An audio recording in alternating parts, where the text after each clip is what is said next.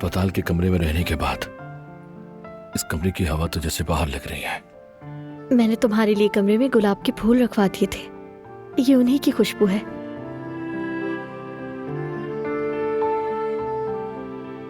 ये खुशबू तुम्हारी है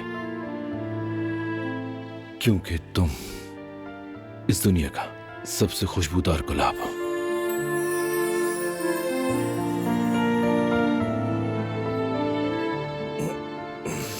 दर्द हो रहा है? हाँ, अब मेरे दिल को इतनी आसानी से कोई भी चीज नहीं दुखा सकती मेरी जान।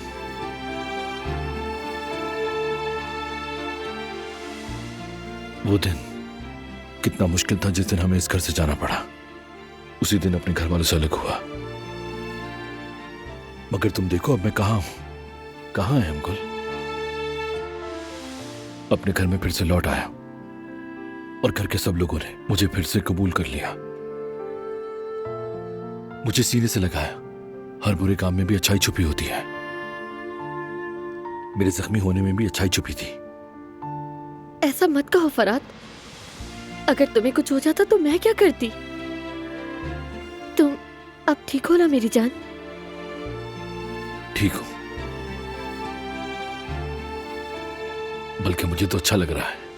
इतना खुश मैं जिंदगी में पहले कभी नहीं हुआ। पहली बार खुद को मैं इस खानदान का हिस्सा समझ रहा हूं, जैसे मैं वाकई काराबे हूं। तुम हमेशा से काराबे थे, हिम्मत वाले काराबे। यकीन करो कुछ नहीं बदला।